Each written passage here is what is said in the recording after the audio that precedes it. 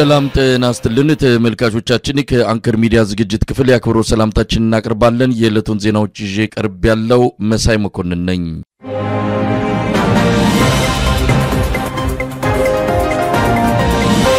በአፋር ክልል ነፃ መሬት በተሰኘው አካባቢ የሰፈሩ የትግራይ ታጣቂዎች ላይ ጥቃት መከፈቱ የተገለጸ ነው በአካባቢው ውጥረት መንገሱን ያገኘነው መረጃ ያመለክታል የህወሓት ታጣቂዎች ወደ አፋር ክልል ጥቃት መክፈታቸውን የሚገልጹ መረጃዎች በስፋት እየወጡ ይገኛሉ ይህንን ተከትሎም በአካባቢው ከፍተኛ የሆነ ፍጥጫ እንዳለ ነው የሚነገረው የአቶ ጌታቸው ቡድን ለመከላከያ ኃይል የደረሱልኝ ጥሪ ማቅረቡም በአንዳንድ የመረጃ ምንጮች በመጠቀስ ላይ ይገኛል በአሁኑ ሰዓት ጌታቸው ረዳ በሚመራውና በህወሓት ታጣቂዎች መሃል በከባድ መሳሪያ የታገዘ የተኩስ ልውውጥ እየተደረገ እንደሆነ ከአካባቢው የሚወጡ መረጃዎች ያመለክታሉ በህዝባዊ ወያኔ ሓርነት ትግራይ ህወሓት ኃይል የበላይነት በአፋር ክልል በኪልባቲ ረሱ መጋሌ ወረዳ ቶንሳ ቀበሌ ውጊያ እንደተከፈተ ዘግይተው የሚወጡ መረጃዎችም ያመለክታሉ ህወሓትን በትጥቅ ትግል ለመታገል የተደራጀውና ሐራ መሬት እየሰለጠነ የሚገኘውና በአብይ አህመድ የሚደገፈው የትግራይ ታጣቂዎች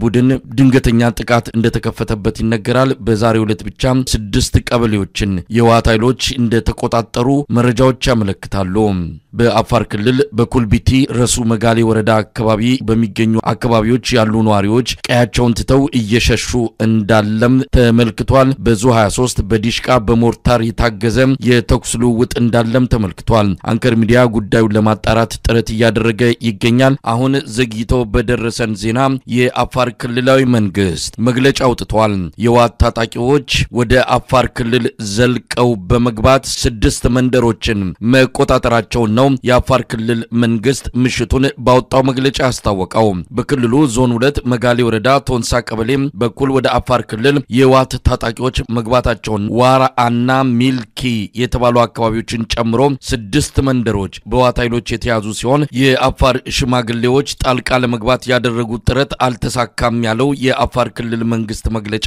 የህወሓት ታጣቂዎች የሽማግሌዎችን ጥያቄ አሻፈረኝ ብለው ወደ አፋር ክልል ዘልቀው መግባታቸው ነው የጠቀሰው ጉዳዩ በአብይ አህመድ አገዛዝ በኩል ምን ምላሽ ሊሰጠው እንደሚችል የታወቀ ነገር የለም በሁለቱም በኩል ያሉት ታጣቂዎች ህወሓቶች ናቸው የአፋር ክልል መንግስት አንደኛውን የህወሓት ቡድን ደግፎ እንዲህ አይነት መግለጫ ማውጣቱ ትርጉም የለውም የአፋር ህዝብ ዳግም ጦርነት ውስጥ ገብቶ ዋጋ መክፈል የለበትም ሲሉ በመላው ዓለም የሚገኙ የአፋር ተወላጆች ተቃውሟቸውን ከወዲሁ በመግለጽ ላይ ናቸው ዝርዝር መረጃ እየተጠበቀ ነው የአብይ አህመድ አገዛዝ ከህወሓት ኃይሎች ጋር ጦርነት ውስጥ ሊገባ እንደሚችል ግምቱ ጠንከር ብሎ እየተሰማ ነው ተጨማሪ መረጃ እንዳገኘን የምናቀርብ ይሆናል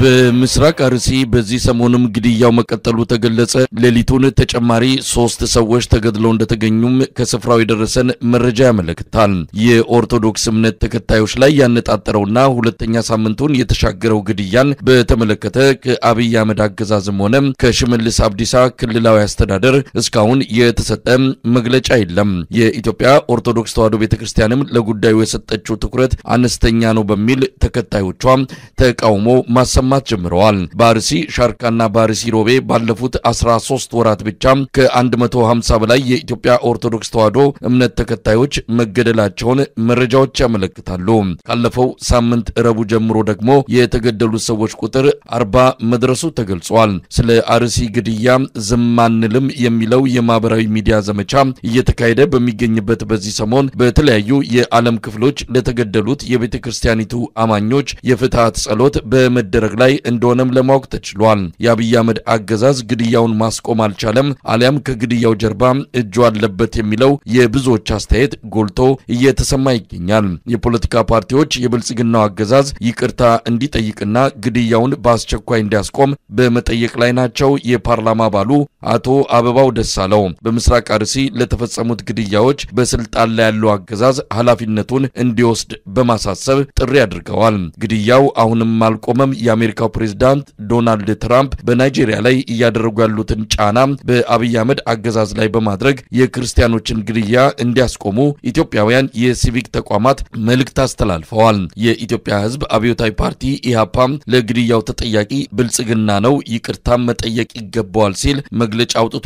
የፓርቲው ፕሬዝዳንት መጋቢ ብሉይ አብርሃም ሃይማኖት ሁኔታው አስከፊ ደረጃ ላይ ደርሷል፣ አስቸኳይ መፍትሄ ካልተሰጠው እልቂቱ ሊጨምር ይችላል ሲሉ ስጋታቸውን ገልጸዋል። ላለፉት 3 ዓመታት በጣም ከባድ መከራ ላይ ነው ያሉት። እዛ አካባቢ ላይ የሚደርሱን መረጃዎች አስደንጋጭ ናቸው። ዜጎች በየቀኑ ይታገታሉ፣ ታግተው ብር ይጠየቅባቸዋል። እነርሱ በጣም ስፍር ቁጥር የላቸው። ሁኔታው ወንጀሉ በጣም የተስፋፋ ነው። አሁን ደግሞ ብሶበት ግድያዎችም በይፋ እየሆኑ ነው። ከትናንት በስቲያ መርቲ ወረዳ ጀጁ የሚባለው አካባቢ ላይ በስራ ላይ የነበሩ ደዌ ይባላል። እዛ አካባቢ ያንዱን መሬት ሌላው በጋራ ሆኖ የሚሰራበት በጋራ ሰርተው ስራቸውን ጨርሰው ምሳ ሲበሉ እንግዲህ 5ቱ ተገለዋል፣ 3ቱ ደግሞ ታግተዋል። እስካሁን ድረስ በህይወት ይኖሩ ይሞቱ አይታወቅም። ታግተውም ብር ይጠየቅባቸዋል ማለት ነው። ከዛም በኋላም ብር ከከፈሉም በኋላ የሚገደሉ ብዙሃን ናቸው። የአርሲ ህዝብ በተለይ ሽርካ ህዝብ በዚህ ጎቤሳ የሚባለው ወረዳ አካባቢ ከዛም ወደ ላይ ያሉ ብዙ ወረዳዎች አሉ። በዚህ በአቦምሳም አካባቢ በሁሉም አካባቢ የሚደርሱን መረጃዎች በጣም ልብ ሰባሪ ሰቅጣጭ ናቸው። እዛ አካባቢ ያሉ አባላት የሚደውሉልንም አሉ። እንዲሁም መረጃውን በቅርበት ነው የምንከታተለው እንደያፓ። ነገሩ በጣም አሳዛኝ ልብ ሰባሪ ነው። በየቀኑ ሮሮ ነው ያለው። በየቀኑ እንደው አሁን ይፋ ስለሆነ ነው እኛም ያላወጣናቸው መረጃዎች ደርሶን በመግለጫ ያላወጣናቸው በውስጥ የታገልንባቸው ብዙ ጉዳዮች አሉና በጣም በስፍራ ላይ የማይፈጸም ወንጀል የለም። ግፉ ከፍተኛ ነው። እዛ አካባቢ ያለ ህዝብ በየቀኑ ነው የሚጠራው። በእውነት የክርስቲያኑ ደም መቆሚያ አጥቷል። መታፈኑም መቆሚያ አጥቷል። ያለውንም ጥሪት አሟጦ ገንዘቡንም ጨርሶ ነው ያለው። ያልታገተበት ቤተሰቡ አደጋ ላይ ያልወደቀበት አለ ማለት ይከብዳል። የአርሲ አካባቢ ምስራቅ አርሲ ከፍተኛ መከራ ውስጥ ያለ አካባቢ ነው። ህዝቡ በጣም ብዙ ዋጋ እየከፈለ ነው። የሚጮህለት ያጣ ህዝብ ሆኗል እና ግፉ ወደር የለውም፣ ቃላት አይገልጹትም። እንግዲህ የእናንተን ፓርቲ ጨምሮ የፖለቲካ ፓርቲዎችን በጉዳዩ ላይ ስጋታቸውን በመግለጽ ጥሪ ያቀርባችሁ ትገኛላችሁ። እንደው ምንድነው እንዲቆም ያላደረገው? ምንድነው በእናንተ በኩል ባገኛችኋቸው መረጃዎች ተነስታችሁ እነማን ናቸው የሚፈጽሙት? ለምንድነው ያልቆመው? እንደው መረጃው አላችሁ በዚህ አንፃር? ምንድነው በጣም የሚያሳዝነው ነገር አካባቢው ላይ ወንጀል ሲፈጸም ወደ ህግ አካላት ሲያመለክቱ፣ ገታ ሲፈጸም፣ ሌሎችም ነገሮች ሲፈጸሙ ትኩረት ተሰጥቶ እንኳን እንደማይፈለጉ ነው የምንሰማው። ማመልከትም ዋጋ እንደሌለው ነው የምንሰማው። ከዚህ በፊት ኢቨን ታግተው ታፍነው ተወስደው ምንም እንቅስቃሴ አይደረግበትም። እዛ አካባቢ ያሉ ባለስልጣናትም ችላ ነው የሚሉት እና ሁኔታው ህዝቡ በጣም ከፍተኛ የሆነ መከራ ውስጥ እንዲገባ ያደረገው አንዱ የመንግስት አካላት ተገቢውን የህገ መንግስታዊ ኃላፊነታቸውን ያለመወጣታቸው፣ ሁኔታውን ትኩረት ያለመስጠታቸው፣ በተደጋጋሚ ወንጀሉ ሲፈጸም እንደው የስሙላ ነገር ብቻ ማድረጋቸው ነውና እዛ አካባቢ ሽብር የሚፈጽሙ አሸባሪዎች በግልጽም ይንቀሳቀሳሉ። እንደምንሰማው በግልጽም ይንቀሳቀሳሉ፣ እንደልባቸው አፍነው ይወስዳሉ። እንግዲህ ይሄ አሁን የመርቲ ጀጁ ወረዳ ላይ የተካሄደው የ5ቱ ሰዎች ግድያ ቀን ላይ ነው፣ ምሳ ሰዓት ላይ ነው፣ ሌሊትም እንኳን አይደለምና ሰዓት ራሱ አይመርጡም። አንዳንዴ ማታ ላይ ይመጣሉ፣ አንዳንዴ ቀን ላይ መጥተው እንደልባቸው አፍነው ገለው ይወስዳሉ። በነጻነት ይንቀሳቀሳሉ እና የአካባቢው ማህበረሰብ በከፍተኛ ስጋት ነው የሚኖረው። ጠባቂም የለውም፣ ለመብቱ የሚቆምለትም የለውም ማለት ይቻላልና ይሄ ሁኔታ እንዲስፋፋ የሆነው እነርሱ በነጻነት እንዲንቀሳቀሱ በመፈቀዱ ነው፣ ምንም እርምጃ ባለመወሰዱ ነው። እነዚህ አሸባሪዎች ማለት ይችላልው በጣም ከፍተኛ ወንጀል ፈጻሚዎች በንጹሃን እልቂት መጠየቅ የሚገባቸው እርምጃ ሊወሰድባቸው የሚገባ አካላት እንዴት በነጻነት እንዲንቀሳቀሱ እንደተፈቀደም አይገባኝም። ምንድነው አሁን መደረግ ያለበት? ማን ያስቁመው? እንግዲህ ዓለም አቀፍ ተቋማት መንግስታቱ ድርጅት እንዲህ አይነቱ ነገር በተለይ ማንነትን፣ ብሔርን፣ ሃይማኖትን ለይቶ የሚደረግ እንዲህ አይነቱ ጭፍጨፋ ዓለም አቀፍ ወንጀል ነው፣ የጦር ወንጀል ነው። በአንድም ይሁን በሌላ ይሄን ማስቆም ካልቃተው አገዛዙ ዓለም አቀፍ የሰላም አስከባሪም ሆነ ጉዳዩ እንዲረግብ እንደው እርምጃ መውሰድ ያለባቸው አካላት ጣልቃ እንዲገቡ መደረግ አለበት። ከዚህ አንፃር እንደው ማን ያስቆመው የሚለው ላይ እንደ ፓርቲም ሆነ እንደ አጠቃላይ ያሰባችሁት ነገር አለ? እንግዲህ ለዓለም አቀፉ ማህበረሰብ ለሚመለከታቸው አካላት ጥሪ አቅርበናል በእንግሊዘኛ ቋንቋም ጭምር እንደ ቅንጅቱ ትብብር ለኢትዮጵያ አንድነት በሚለው ስም አውጥተናል በትናንትናው ዕለት መግለጫ በተመሳሳይም እነዚህን ወንጀሎች በቅርበት እየተከታተልን ለሚመለከተው አካል እያሳወቅን እንገኛለን ለህዝብ እየገለጽን እንገኛለን ሁኔታው ቀላል አይደለም መላው የኢትዮጵያ ህዝብ ጉዳዩን ትኩረት ሰጥቶ ሊንቀሳቀስ ይገባል ዝም ብሎ ማየት የለበትም ይሄንን ማውገዝ ለሀገርም ሰላም የሚያመጣ ነው ነገሩም ባጭሩ እንዲቀጭ የሚያደርግ ነውና ሁሉም ጫና እንዲያደርግና ኃላፊነቱን ግዴታው እንዲወጣ ነው ጥሪ የምናቀርበው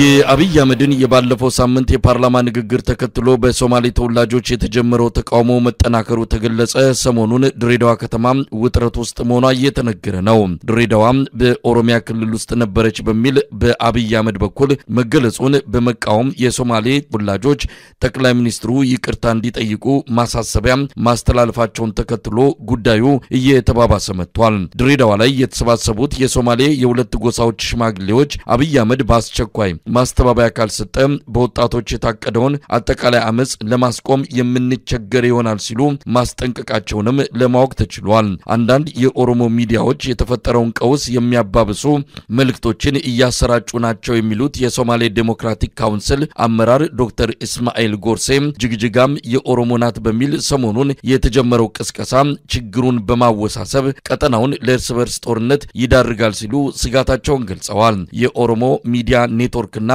በአብይ አህመድ 80 ሚሊዮን ብር የተቋቋመው ፕራይም ሚዲያ የተሰኘው አክራሪ የኦሮሞ ብሔርተኛ የቴሌቪዥን ጣቢያ ሰሞኑን ከድሬዳዋ በተጨማሪ ጅግጅጋም የኦሮሞ አካል ነበረች የሚል ቅስቀሳ መጀመራቸው ተመልክቷል ድሬዳዋ ላይ የኦሮሚያ ብልጽግና የህዝብ አሰፋፈር ለውጥ ለማድረግ የተለያዩ እርምጃዎችን እየወሰደ እንዳለ ለአንከር ሚዲያ የደረሱ መረጃዎች አመልክተዋል የከተማዋን ኢኮኖሚ ለመቆጣጠር የኦሮሚያ ብልጽግና ባለሀብቶች በአገዛዙ የገንዘብ ድጋፍ ሀብት በመፍጠር በርካታ ይዞታዎችን እየተቆጣጠሩ መሆናቸውን የጠቀሱት የአንከር ሚዲያ ምንጮች በቀጣይ የፖለቲካ የበላይነት በመያዝ ከተማዋን በኦሮሚያ ክልል ስር ለማድረግ ለተጀመረው እንቅስቃሴ ከወዲሁ ዝግጅቱ መጠናቀቁን ነው ለማወቅ የተቻለው የዘውትር ተሳታፊያችን የድሬዳዋን የሰሞኑ ሁኔታ በመቃኘት የላከልን ዘገባ ቀጥሎ ይቀርባል በትናንትናው ዕለት በድሬዳዋ ከተማ የሶማሌ የጉርጉራና የኢሳ ተወላጆች እና የሀገር ሽማግሌዎች የጎሳ መሪዎችና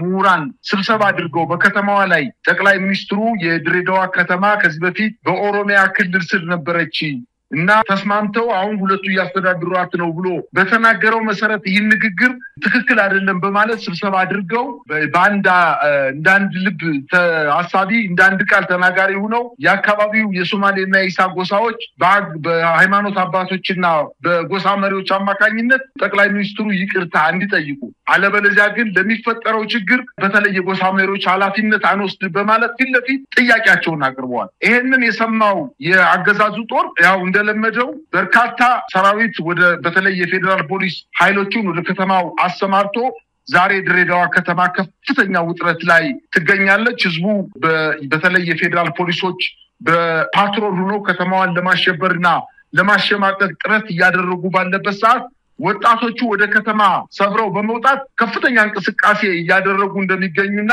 የመጣው የፌደራል ፖሊስ ፓትሮል ይዞ በከተሞች ላይ ማስፈራራት ያደርግ የአገር ሽማግሌዎችና የጎሳ መሪዎች ወጣቶችን ሰብስበው ለጊዜው ጠቅላይ ሚኒስትሩ መልስ እስከሚሰጡን ድረስ ታገሱን በማለት ወጣቶቹን እንዲያውም ሲያበርዷቸው የነበሩ የሀገር ሽማግሌዎች እንደሆኑ ነው ማየት የቻልኩት አጠቃላይ የሀገር ሽማግሌዎችን የፌደራል ፖሊሶችና የታጠቁ ኃይሎች በከተማዋ ላይ ማስፈራራት ያደረጉባቸውና ቤታቸውን ከበው ጭንቀት እንዲፈጠርባቸው ለማድረግ እንቅስቃሴ ያደረጉ እንደሆነና የሀገር ሽማግሌዎች ላይ ከፍተኛ ወከባ እየተፈጸመ እንደሆነ ነው ማየት የቻልኩት ወጣቶቹ የጅቡቲ መስመር ለመቁረጥ እንቅስቃሴ ማድረግ መጀመራቸውንና የሀገር ሽማግሌዎቹ መልስ እስከምናገኝ ድረስ ጠብቁ ማለት በአሁኑ ሰዓት የጅቡቲ መስመር በማንኛውም ሰዓት ሊቋረጥ እንደሚችል ነው መረጃዎች የሚያመላክቱት የአብይ አህመድ አገዛዝ ደግሞ ድሬዳዋን ከዚህ በፊት ሸኔ እንግዲህ በዛ አካባቢ ሸኔ ታይቶም ተሰምቶም ማይታወቅም ነበር በተለይ ከሰሞኑ ሸኔ በከተማው አቅራቢያ ከፍተኛ እንቅስቃሴ ያደረገ እንደሆነና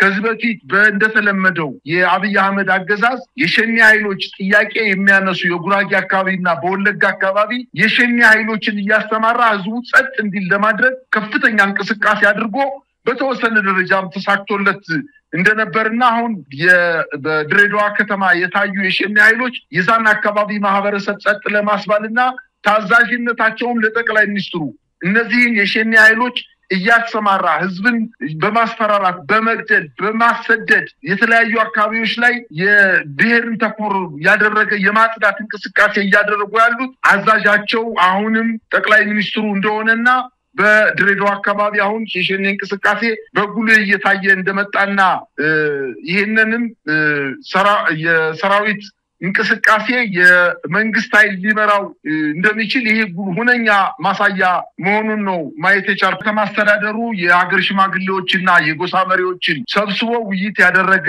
ቢሆንም የሀገር ሽማግሌዎችና የከተማ አስተዳደሩ ስምምነት ላይ ባለመድረሱ ያለ ውጤት መበተኑ ታውቋል። የሀገር ሽማግሌዎች ደግሞ አሁን ወኪሎቻቸውን አዘጋጅተው ወደ ጠቅላይ ሚኒስትሩ በመምጣት አዲስ አበባ ከተማ ጥያቄዎች እንዲመለሱልን በማለት እና በከተማዋ ላይ የሚሆን አጠቃላይ በዛ አካባቢ በምስራቁ አካባቢ ሊፈጸም የሚችለውን አጠቃላይ የህዝብና የወጣቶችን አመጽ በኃላፊነት ተሸክመው ጥያቄውን ይቅርታ ጠቅላይ ሚኒስትሩ ይቅርታ እንዲጠይቅ ለማድረግ ዝግጅት እያደረጉ እንደሆነና ይሄ ካልሆነ ግን ለሚፈጠረው ችግር በዛ አካባቢ ለሚፈጠረው ችግር በድሬዳዋ ከተማ ብቻ ሳይሆን አጠቃላይ በሶማሌ ክልል ለሚፈጠረው ችግርና በዛ መንገድ ላይ የትራንስፖርት አገልግሎት ቢቋረጥና ወጣቶች የሰላማዊ እንቅስቃሴ ቢስፋፋና ከመንግስት ቁጥጥር ውጭ ቢሆን ተጠያቂዎች አይደለንም በማለት ስብሰባው ያለ ውጤት መበተኑንና ጠቅላይ ሚኒስትሩ ግን እስካሁን ድረስ ጉልበቱን በፌደራል ፖሊስ ለማሳየትና ወጣቶችን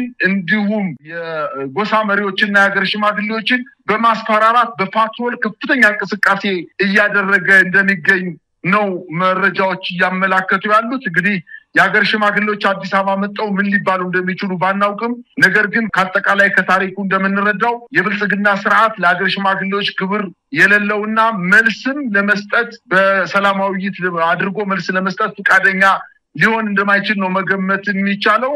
ነገር ግን ወደ ምስራቅ አካባቢ ሊነሳ የሚችለው ብጥብጥ አሁን ከፍተኛ ውጥረትና ያበጠ የወጣቶች እንቅስቃሴ እንዳለና በአጠቃላይ በምስራቁ አካባቢ ሊፈጠር የሚችለው ከፍተኛ የሆነ አደጋ መንግስትም የፈለገው አይነት እስኪመስል ድረስ በዋናነት የአብይ አህመድ አገዛዝ የቀውስ መንግስት እንደሆነና በአካባቢው በተለይ በሶማሌ ክልልና በድሬዳዋ ከተማ ሊፈጸም የሚችለውን ችግር በቸልተኝነት እየተመለከተው እንደሆነና ወጣቶቹ ግን በጣም ተነቃቅተው ከፍተኛ የሆነ አመጽ ለማስነሳት ዝግጅት እያደረጉ እንደሆነ ነው መረጃዎች የሚያመላክቱት። ነገር ግን ደግሞ የተለያዩ ሚዲያዎች የኦሮሚያ ክልላዊ መንግስት የሚደግፋቸው በተለይ በዋናነት የኦኤምኤን የሚባለው ሚዲያ የሶማሌዎች የድሬዳዋ ከተማን ጥያቄ በማቅረባቸው ምክንያት ብቻ እኛ ጉርጉራዎችና ኢሳዎች የምንኖርበት ከተማ ነው ምናውቀው ነው በማለታቸው ብቻ አልፈው ከዚህ በፊትም ለጊዜው ነው የጅጅጋ ከተማ ለሶማሌ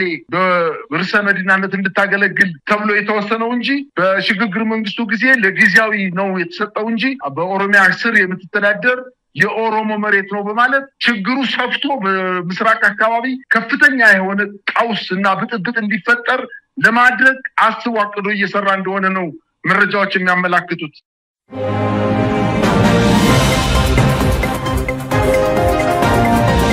በየመንና በሳውዲ አረቢያ ድንበር አካባቢ በ10 ሺዎች የሚቆጠሩ ኢትዮጵያውያን ከፍተኛ ስቃይ ውስጥ እንደሚገኙ ተገለጸ። በየሳምንቱ ከ20 ሺህ በላይ ኢትዮጵያውያን ባህር ተሻግረው በጦርነት እየታመሰች ወዳለችው የመን በመግባት ላይ መሆናቸውም ተመልክቷል። ከአማራ፣ ከትግራይ፣ ከኦሮሚያና ከደቡብ ኢትዮጵያ አካባቢዎች በተለያዩ መንገዶች ወደ ሶማሊያዋ የቦሳሶ ወደብ የሚደርሱት ኢትዮጵያውያን በአደገኛ የባህር ላይ ጉዞ የመን ከገቡ በኋላ የሚጠብቃቸው ሞት እንደሆነና እስካሁንም በሺዎች የሚቆጠሩ ኢትዮጵያውያን በረሃብ በጥይትና በበሽታ ማለቃቸውን መረጃዎች ያመለክታሉ።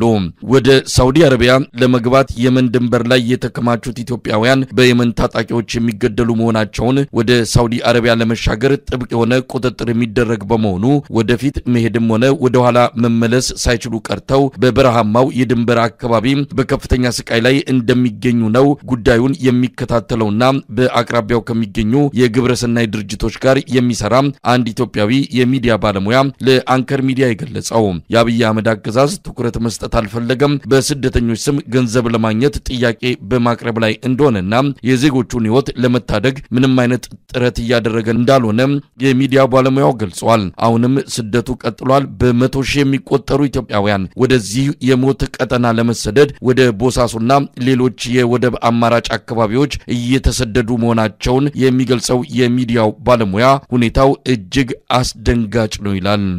ይህ ቦታ ያለው በየመን እና በሳውዲ አረቢያ ድንበር ነው። ብዙ ጊዜ ኢትዮጵያውያን ተሰደው የሚያርፉበት ወደ ሳውዲ አረቢያ የሚሸጋገሩበት መንደር ነው። እጅግ በጣም ሰፊ የሆነ በረሃ ነው ማለት ይቻላል። ከሳውዲ ርቀቱ በግምት 100 ኪሎ ሜትር ከድንበር ጠባቂዎች የራቀ ነው። ነገር ግን ብዙ ኢትዮጵያውያን ድንኳን ራሱ እየሰሩ ድንበር ሾልከው ለመውጣት የሚጠቀሙበት አደገኛ መንገድ ነው። ይህ ቁጥር ያያችሁት ከ20 ሺህ በላይ ኢትዮጵያውያን በአንድ ወቅት ከዚህ ቀናት በፊት የተነሳ ቪዲዮና ፎቶግራፍ ነው።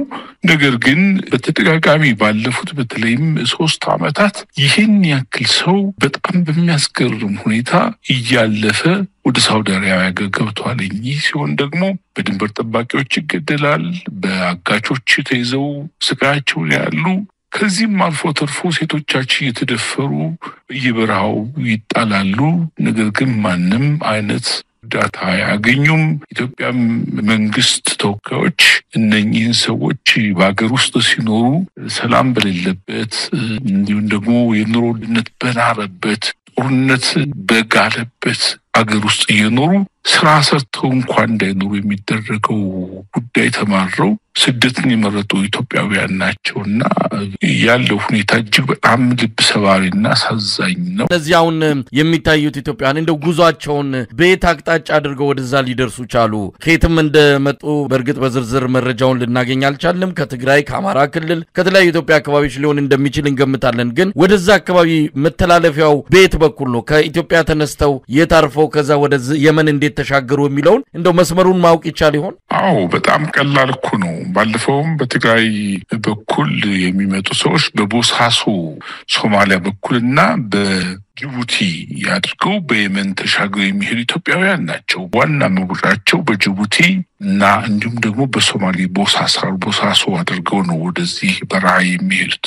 አሁን እንግዲህ የሚታየው በረሃ ነው። ምናልባት የሳውዲ አረቢያንና የየመንን ድንበር በደንብ በጂኦግራፊ ለሚያክሰው ሊረዳው ይችላል። ለኛ በካርታ ብቻ እንደዚሁም በሚታዩት ቪዲዮዎችና ፎቶግራፎች ለምንረዳም በግልጽ ነገሮችን በዝርዝር ላናውቅ እንችላለን። እንግዲህ ሳውዲ አረቢያ ድንበር መግባት ፈልገው ነው የመን ውስጥ ያሉት ማለት ነው። ስለዚህ ወደዛ እንዳይገቡ ተደርገው ይተኳሷል። የጥይት ድምጽ እንሰማለን። በመሃል የሚፈጠረው ነገር በጣም የሚዘገንን ነው። የሰው ልጅ በዚህ ደረጃ ሀገሩን ለቆ ወጥቶ እንዲህ አይነት መከራ ሲበላ መቼም ለሚያይ ብሔራዊ ውርደታችን ምን ያህል በዚህ ዘመን ላይ አንገታችንን እንድንሸማቀቅ እንዳደረገ በጣም አሳፋሪ ዘመን ላይ እንዳለን ነው የምንረዳው። በምን ሁኔታ ላይ ነው ያሉት? አሁን ወደ ሳውዲ መግባት አይችሉም፣ የመን ላይ መቆየት አይችሉም።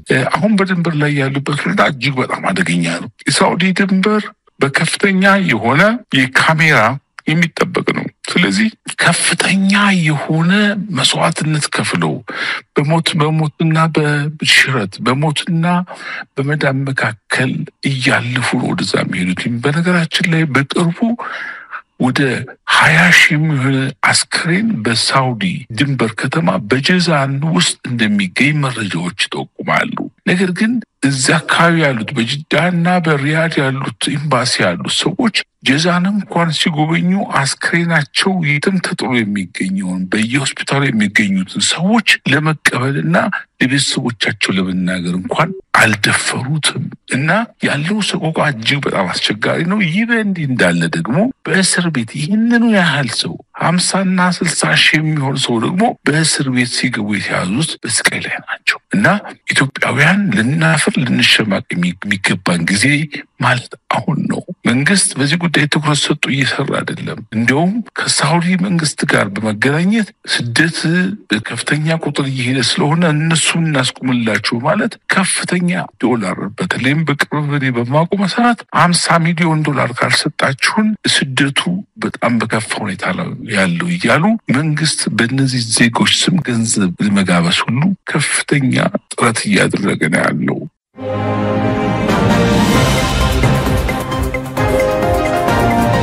በአማራ ክልል የሚካሄደው የሉና ተጋድሎ በዚህ ሰሞኑም ተጠናክሮ ቀጥሏል። በአራቱም ቀጠናዎች ፋኖች ድል ማግኘታቸውን ለአንከር ሚዲያ በላኩት መረጃ ላይ ገልጸዋል። በሰሜን ወሎ ዞን ወረዳዎችና ታዳጊ ከተሞች ኮን፣ ስታይሽ፣ ሐሙሲት፣ አሁን ተገኝ፣ ቀበሮ ሜዳና ሌሎች አካባቢዎች ላይ ጥቃት በመክፈት በከፊል አካባቢዎቹን መቆጣጠሩ ተገልጿል። በሰሜን ሸዋ ከሬማ ወደ መራቢቴ ዓለም ከተማ በሁለት ተሽከርካሪ ተጭኖ በመጓዝ ላይ የነበረ የአብይ አህመድ አንደኛ አየር ወለድ ኮማንዶ ክፍለ ጦር ላይ የአማራ ፋኖ ብሔራዊ ኃይል ደቡብ አማራ ቀጠና አሳምነው እዝ በወሰደው የደፈጣ ጥቃት ከፍተኛ ኪሳራ እንዳደረሰ ነው ከቀጠናው ለአንከር ሚዲያ በተላከው መረጃ ላይ ተገለጸው። የአማራ ብሔራዊ ኃይል ምስራቅ አማራ ቀጠና ሚኒሊክ እዝ የምስራቅ አማራ ኮር 1 የባለ ሽርጡ ክፍለ ጦርን በ6 አቅጣጫዎች ከበባ በማድረግ ጥቃት ለመሰንዘር በመጣው የአብይ አህመድ ሰራዊት ላይ በመልሶ ማጥቃት ከፍተኛ ጥቃት በመሰንዘር ከኪሳራ ጋር እንዲከሽፍ ማድረጉን ነው የኮሩ የህዝብ ግንኙነት ክፍል ኃላፊ ለአንከር ሚዲያ በላከው መረጃ ላይ ገለጸው። በጋሸና ዙሪያም ውጊያ እየተደረገ እንደሆነ ታውቋል። የአማራ ፋኖ ሁለቱ አደረጃጀቶች ወደ መጨረሻው የአንድነት ስምምነት ሊደርሱ በዋዜማው ላይ መሆናቸው እየተገለጸ በሚገኝበት በዚህ ወቅት በተለያዩ አካባቢዎች በተቀናጀ ሁኔታ የፋኖ ኃይሎች እያደረሱ ያሉት ጥቃት ተጠናክሮ መቀጠሉን ነው ለማወቅ የተቻለው። የዘውትር ተሳታፊያችን ያለፉትን 3 ቀናት የአውደ ውጊያ መረጃዎችን አዘጋጅቷቸዋል። በወሎ ቤት አማራ የጀመረው ውጊያ ተስፋፍቶ ዛሬ የአማራ ፋኖ ብሔራዊ ኃይል ሚኒሊክ እዝ በርካታ ክፍለ ጦሮች የተሳተፉበት ውጊያ ተደርጓል። በተደረገው ውጊያም 4 ወረዳዎችን መቆጣጠር መቻላቸውን አስታውቀዋል። እነዚህ ወረዳዎች ዳውንት፣ ጋዞ፣ ዋርላና ስታይሽ አሁን ተገኝ የአንጎት ከተማ ዋና ከተማ የሆነችው አሁን ተገኝ ከተማ መቆጣጠራቸውን አስታውቀዋል። በዚህ በተደረገው ውጊያ ያለማቋረጥ ለ36 ሰዓታት በተደረገው ከባድ ትንቅንቅ 4ቱንም ወረዳዎች ከአገዛዙች በመንጠቅ ወደ ጋሸና ውጊያው የተቃረበ መምጣቱንና ይሄን ተከትሎ የአማራ ፋኖ ብሔራዊ ኃይል ሚኒሊክ እዝ የደርጋው መብረቅ ኮር ከአገዛዙ ጦር ጋር ባደረገው እልህ አስጨራሽ ውጊያ ዛሬ ንጋት ላይ ስታይሽን ከተማን ከተቆጣጠረ በኋላ የጋዞ ወረዳ ዋና ከተማ ስታይሽን የተመታው የአገዛዙ ጦር በቀላሉ ወደ አሁን ተገኝ ከሸሸ በኋላ አሁን ተገኝንም እንዲሁ በቀላሉ ውጊያ ከተማዋን ለቆ ከአሁን ተገኝ ወደ ጋሸና ከተማ ሸሽቷል ተብሏል። በዚህ ውጊያ እንዲሸሽ መደረጉን ለማወቅ ተችሏል። ጋሸና በከባድ መሳሪያ አዶ እየተከላከለ እንደሚገኝና አሁን እነዚህን 4 ወረዳዎች መቆጣጠር ከቻሉ በኋላ በጋሸና ከተማ ላይ ዙሪያ ከፍተኛ ውጊያ እየተደረገ እንደሆነ ለማወቅ ተችሏል። በተለይ ከአሁን ተገኝና ከስታይሽ ከተማ ሸሽቶ ወደ ጋሸና ሲሄድ የነበረው የአገዛዙ ጦር ቡያ ሚካኤልና ሳሪያ ገነት ከተባለ ቦታ ላይ በቆረጣ ተመቶ በርካታ የወታደራዊ አመራሮችን ጨምሮ በርካታ የአገዛዙ ጦር መደምሰስ መቻሉንና በከፍተኛ ደረጃ ሸሽቶና ተበትኖ ወደ ጋሸና ከተማ መግባቱ ታውቋል። በተለይ ቡያ ላይ በተደረገው ውጊያ ከ25 በላይ የአገዛዙ ጦር አስክሬን መንገድ ላይ ወድቆ እንደተገኘና ከባድ ጉዳት የደረሰበት አንድ ወታደራዊ ፓትሮል መንቀሳቀስ አቅቶት በፋኖ ቁጥጥር ስር መግባቱን ለማወቅ ተችሏል። በሌላ ዜና በሰሜን ሸዋ የሚንቀሳቀሰው የፋኖ ኃይል በከበባ ለማጥቃት የተንቀሳቀሰው የአገዛዙ 104ኛ አየር ወለድ ክፍለ ጦር ተመቶ ወደ መጣበት መመለሱን የአጼ አምደ ጽዮን ኮር አስታወቀ። የአጼ አምደ ጽዮን ኮር ህዝብ ግንኙነት እንዳስታወቀው ከሆነ መነሻውን ከመሃል ሜዳ አድርጎ የሚኒሊክ ክፍለ ጦርን ለማፈን ባደረገው ሙከራ የፋኖ ኃይሎች መረጃው ቀድመው ደርሷቸው ስለነበረ በመንዝቃያ ወረዳ ልዩ ስሙ ክምር ድንጋይ በተባለ ቦታ ላይ ከሌሊቱ 10 ሰዓት የደፈጣ ጥቃት በመፈጸም በአገዛዙ ጦር ላይ ከባድ የሆነ ወታደራዊና ሰብአዊ ኪሳራ እንዳደረሱበት ለማወቅ ተችሏል። በሌላ አቅጣጫም እንዲሁ ከሬማ ተነስቶ ወደ መራቤቴ ሲንቀሳቀስ የነበረው 101ኛ አየር ወለድ ኮማንዶ ያገዛዙ ጦር በሁለት ኦራል መኪና ተጭኖ ሲንቀሳቀስ በተመሳሳይ መልኩ ተመቶ ሁለቱ ኦራሎች ሙሉ በሙሉ በአርፒጂ ተመተው የተቃጠሉ ሲሆን ጭኗቸው ሲሄዱ የነበሩ የመከላከያ ሰራዊት አባላት በርካቶቹ ሲገደሉ የተወሰኑት ደግሞ ቆስለው የፋኖ ኃይሎች እጅ ላይ እንደወደቁ ለማወቅ ተችሏል። በሌላው አቅጣጫ በጎንደር ቀጠና በተለይ በምዕራብ ጎንደር የአማራ ፋኖ ብሔራዊ ኃይል በላይ ዘለቀ ዕዝ መይሳው ካሳ ሁለተኛ ኮር በአለፋ ወረዳ በሻውራና አጸደ ማርያም ላይ መሽጎ የነበረው የአገዛዙ 66ኛ ክፍለ ጦርና 62ኛ ክፍለ ጦር ወደ አጸደ ማርያም ተቀናጅቶ የአገዛዙ ጦር የአድዋ ክፍለ ጦርን ለማጥቃት እንቅስቃሴ ሲያደርግ አጸደ ማርያም ላይ ከፍተኛ ትንቅንቅ ከተደረገ በኋላ በአጸደ ማርያም መጥቶ የነበረው የአገዛዙ ጦር ተመቶ ወደ ኋላ እንዲመለስ መደረጉንና በርካታ የሰራዊቱ አባላት መደምሰሳቸውን የመይሳው ካሳ ሁለተኛ ኮር ተወርዋሪ የአድዋ ክፍለ ጦር ጋር በመሆን አስታውቋል። በተደረገው ውጊያም ከ18 በላይ የአገዛዙ ጦር ሲገደሉ 24ቱ መቁሰል መቻላቸውንና 2 ኦራልና 1 አምቡላንስ ተሽከርካሪ በሳት መጋየቱን አስታውቋል። በሌላው አቅጣጫ እንዲሁም ከጎንደር አቅራቢያ ብሩባክስ በተባለች ወይንም ከማክሰኝት ከተማ አቅራቢያ የምትገኘው ብሩባክስ ከተማ የፋኖ ኃይሎች በከተማው ላይ ሰፍሮ በነበረው የአገዛዙ ጦር ላይ ጥቃት በመፈጸም ከተማዋን መቆጣጠር መቻላቸውን አስታውቀዋል። አሁን ከመሸ የደረሰን ዜና በደቡብ ጎንደር በክምር ድንጋይ አድርጎ ወደ መና መቀጣዋ የፋኖ ጠንካራ ይዞታዎችን ለማጥቃት ሲንቀሳቀስ የነበረው የአገዛዙ ጦር በተለይ አጃ ፋሲለደስ ከተባለ ቦታ ላይ ሲደርስ የፋኖ ኃይሎች ጥቃት ፈጽመውበት ወደ ደብረታቦር ከተማ እንደሸሸና ከዚህ በፊት ክምር ድንጋይ በእጁ አስገብቶ የነበረው የአገዛዙ ጦር ክምር ድንጋይንም ለቆ ወደ ኋላ አፈግፍጎ ወደ ደብረታቦር ከተማ መግባቱን ለማወቅ ተችሏል። ይህ በእንዲህ እንዳለ የባለሽሩጡን ክፍለ ጦር ለመክበብና ለመምታት አቅዶ ከቢስቲማ የተነሳው የአገዛዙ ጦር በተለያየ አቅጣጫ ወደ ባለሽሩጡ ክፍለ ጦሮች ያደረገው የማጥቃት እንቅስቃሴ ተሰናክሎ መመለሱንና ከቢስቲማ ተነስቶ ወደ ሀደሬ እንዲሁም ከፋጂ ወደ ቆላማው ቆቦ ከአረርቲ ወደ ኩልባይኔ ከኢጀርሳ ወደ ኮልቦ ከጊራና ወደ ሩጋ መነዮና ከመርሳ ወደ ሀብሩ ሊጎ በከባድ ጀነራል መድፎች ታግዞ እንዲሁም በዙ 23ቶች ታጅቦ ተጉዞ የነበረው የባለሽሩጡን ክፍለ ጦር ለማምታት እንቅስቃሴ ያደረገው የአገዛዙ ጦር ከፍተኛ ክሳራ ደርሶበት በእነዚህ አቅጣጫዎች የመጣውን ኃይል ከጠዋቱ 2:45 እስከ 10 ሰዓት በተደረገው ውጊያ ወደ ኋላ እንዲያፈገፍግና በተለይ በአንድ አቅጣጫ የመጣው ከፍተኛ መድፍና የዙ 23 ኃይል ይዞ ሲንቀሳቀስ የነበረው የአገዛዙ ጦር ከፍተኛ ጉዳት ደርሶበት ከመናዮ ወደ ሚሊዮንስ ሸሽቶ በከፍተኛ ሁኔታ መጎዳቱን ለማወቅ ተችሏል። በመጨረሻም እንዲሁ የአማራ ፋኖ ብሔራዊ ኃይል ምዕራብ አማራ ቀጠና ከቡሬ ከተማ አቅራቢያ በሽንዲ ወንበርማ ከተማ ተነስቶ በ5 ኪሎ ሜትር ርቀት ላይ የነበሩ የፋኖ ኃይሎችን ለማጥቃት እንቅስቃሴ ሲያደርግ ያንን ቦታ በመልሶ ማጥቃት የመጣውን የአገዛዙን ጦር ከመታ በኋላ ለበርካታ ጊዜ እየተወረወረ ሲያጠቃባት የነበረው የሽንዲ ወንበርማ ዋና ከተማ ሽንዲ ከተማን የፋኖ ኃይሎች ነጥቀው በእጃቸው ማስገባታቸውንና በተደረገው ውጊያም ከ16 በላይ የመከላከያ ሰራዊት አባላትና በርካታ የሚኒሻ አባላት መገደላቸውን ለማወቅ ተችሏል።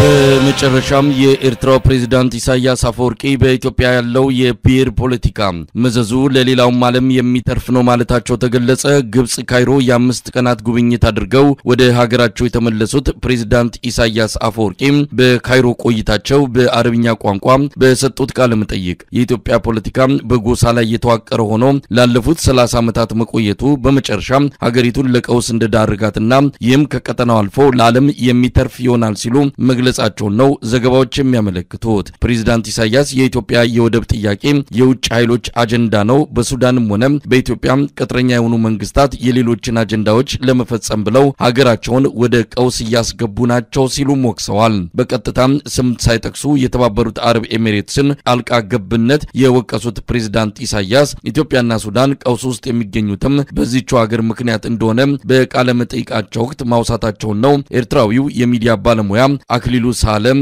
ለአንከር ሚዲያ የገለጸው።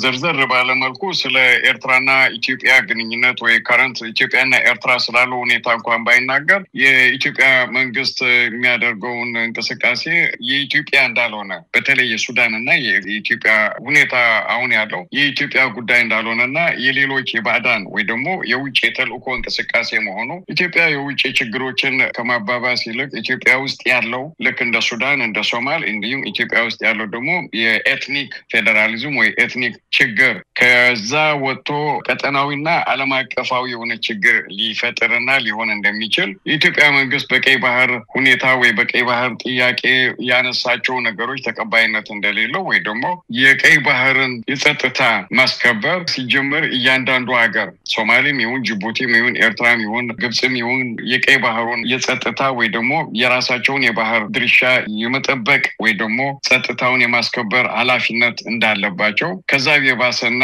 ከዛ የገፋ የሆነ ነገር ካለ ደግሞ የቀይ ባህር ካውንስል የሚባሉ ሀገራት አካባቢውን ጸጥታ የማስከበር ኃላፊነት እንዳለባቸው የተናገረበት ነው። ብዙ ገፋ አድርጎ ስለ ኢትዮጵያ ወይ ስለ ኢትዮጵያና ኤርትራ ካረንት ኢሹ የተናገረው ነገር እንኳን ያዛማች የለም። ላለፉት 30 ዓመታት ያየነው ሁኔታ የብሔር ክፍፍሎችን አለመረጋጋትን ስንመለከት ይህ የሀገር ውስጥ ችግር ብቻ ሳይሆን የቀጠናውና የዓለም አቀፉ ማህበረሰብም ችግር ይሆናል ብለዋል ፕሬዝዳንቱ። በተለይ ኢትዮጵያ ውስጥ ያለውን የጎሳ ፖለቲካ በመጥቀስ ነው ኢትዮጵያ ያለው የብሔር ክፍፍል አለመረጋጋቱ አጠቃላይ ቀውሱ ለኢትዮጵያ ብቻ ሳይሆን ለሌሎችም ለዓለምም ጭምር ይተርፋል የሚል ነገርና ዓለም አቀፉ ማህበረሰብ ይሄ ችግር እንደሆነ ሊረዳ ይገባል ብለዋል። ምናልባት በትክክል ይሄንን ፕሬዝዳንቱ ተናግረዋል። አዎ በትክክል በተለይ ሱዳን ሶማል ኢትዮጵያ ብሎ ነው የገለጸው። በተለይ ኢትዮጵያ ውስጥ ያለው አሁን ሱዳን ውስጥ ካለው የዘር ወይ ደግሞ ዘር ተኮር የሆነ ፖለቲካ ያለውን ችግር ግንዛቤ ውስጥና እሳቤ ውስጥ በማስገባት ኢትዮጵያ ውስጥ ያለው የዘር ወይ ደግሞ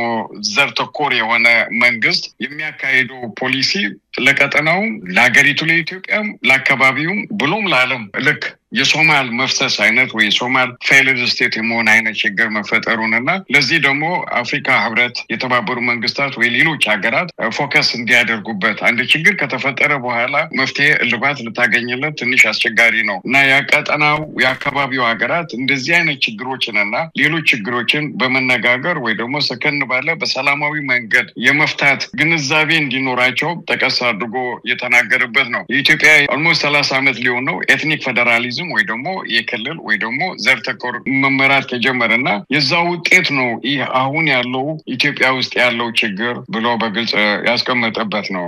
ምናልባት የኢትዮጵያ በውጭ የሶስተኛ ሀገር ወኪል ግጭትን ነው ቀውስን ነው ያስፋፋ ያለው አሁን በስልጣን ላይ ያለው ስርዓት በሱዳንም ያለው ተመሳሳይ ነው። ስለዚህ የራሳቸው አጀንዳ አይደለም የውጭ አጀንዳ ነው። ከዚህ በፊትም ተነስቷል በፕሬዝዳንቱ። ምናልባት በቀጥታ የውጭ ጣልቃ ገብነት አለ አብይ አህመድ ቅጥረኛ ነው በሚልም ከዚህ በፊትም በኤርትራ ባለስልጣናት ተገልጿልና የተባበሩት አረብ ኤሚሬትስን የሚመለከት ነው የውጭ ኃይል በሚል ፕሬዝዳንቱ ሲናገሩ አዎ ሙሉ ለሙሉ ማለት ይቻላል። ባለፈው አብይ አህመድ ፓርላማ ውስጥ አድረስ ሲያደርግ እንደተናገረው ወደ ኤርትራ ጄኔሬተርና ክሬን አምጥተን ልንሰጣቸው ብለን እዛ ከደረሰ በኋላ እንቀበልም አሉ ያለበት ነገር አለ። ያ ክሬንና ያ ጄኔሬተር ከየት መጣ ለምን መጣ በኤርትራ መንግስት ስምስ ለምን ተለመነ ስለዚህ ጉዳይ እስከመምጣቱ በፊት የኤርትራ መንግስት የሚያውቀው ነገር አለ የሚሉ ነገሮችን ወደ ጎን ትተን ይህ አሁን በኢትዮጵያ መንግስት በኩል በብልጽግና ወይ በዶክተር አብይ አህመድ በኩል የሚነሳው ጥያቄና ግፊት ግን ከኢትዮጵያ መንግስት የመጣ ሳይሆን ከዩናይትድ አረብ ኤሚሬትስ የመጣ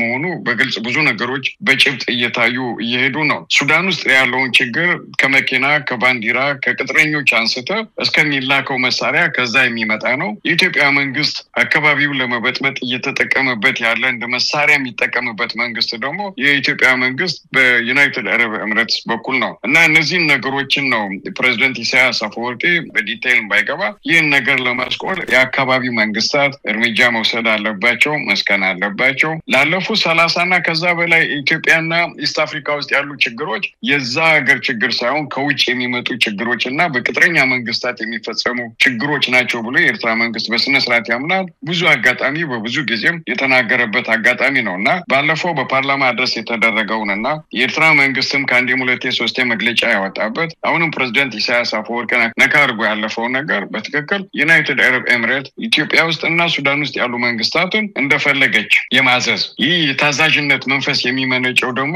ራስን ካለመቻል የተነሳ የሚመጡ ችግሮች መሆናቸው መገንዘብ ይቻላል ማለት ይችላል